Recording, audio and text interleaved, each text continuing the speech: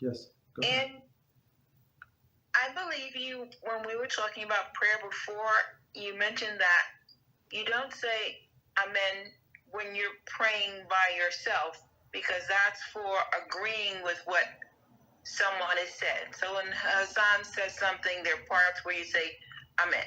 Mm-hmm. Correct? Yeah. You don't answer. There are a few exceptions. When you answer, you say amen, but like it's only exception. But on most part, we don't answer you as well. Amen. Yes. So is one of those exceptions when we say he who makes peace in the sides, may he make peace for us and upon all Israel, and then it says, and then say amen. Yes. I would say that if I'm yes. And then praying by myself. Oh. Yes. You're right. Okay. So and another one Okay. in what